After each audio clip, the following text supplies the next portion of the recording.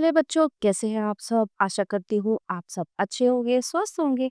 स्वागत है आपका इस कक्षा में। आइए आज हम पढ़ते हैं हिंदी व्याकरण का पाठ 18 अपठित गद्यांश।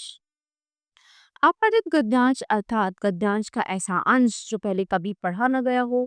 ये बच्चों में रचनात्मक क्षमता एवं सामान्य जानकारी बढ़ाता है। इससे उनकी भाषा में भी सुधार आता है। इतना ही नहीं, इससे बच्चे की लिखित और मौखिक अभिव्यक्ति का भी विकास होता है। अपठित गद्यांश संबंधी प्रश्नों को हल करते समय ध्यान में रखने योग्य। दिए गए गद्यांश को ध्यान से पढ़कर अच्छी तरह समझिए। गद्यांश की मुख्य बातों को पेंसिल से रेखांकित कीजिए। अब रेखांकित बातों को दोबारा ध्यान से देखिए। दिए गए प्रश्नों को पढ़कर गद्यांश से उनके सही उत्तर ढूंढिए। सही उत्तर मिलने पर उन्हें अपनी शब्दावली में सुंदर तथा सटीक रूप से लिखिए। गद्यांश का शीर्षक पूछे जाने पर उचित शीर्षक दीजिए। ठीक है। परिभाषा क्या होती है इसकी? पहले पढ़ा ना गया गद्यांश अपठित गद्यांश कहलाता है। हर रोज सूरज समय पर निकलता है और इस धरती के प्राणियों को शक्ति देकर अस्त हो जाता है। फिर चंद्रमा आता है और वह भी अपनी चांदनी से धरती को नहलाकर चला जाता है। उसी प्रकार मौसम क्रम से आते हैं और चले जाते हैं।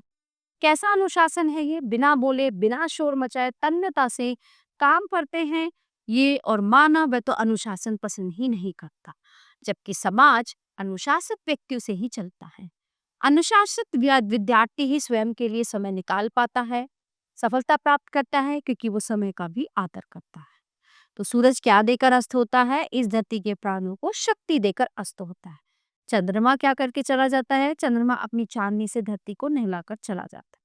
मानव क्या पसंद नहीं करता? मानव जो है अनुशासन पसंद नहीं करता, इसलिए मानव जीवन जो है बड़ा अस्त व्यस्त रहता है। समाज कैसे व्यक्तियों से चलता है? समाज अनुशासित व्यक्तियों से चलता है। इस गद्यांश को उचित शीर्षक दीजिए। गद्यांश का उचित शीर्षक होगा अनुशासन। तो प्यारे बच्चों, अपठित गद्यांश ये तरीका होता है। आपको एक पूरा अनुच्छेद दिया जाता है या पैराग्राफ मान लीजिए, उसे पढ़ के आपको नीचे लिखे प्रश्नों के उत्तर देने होते हैं। प्यारे बच्चों, ये पाठ यहीं पे समाप्त होता है। आशा करती हूँ आपको अच्छे से समझ आया होगा। मिलते हैं अगली कक्षा में। धन्यवाद।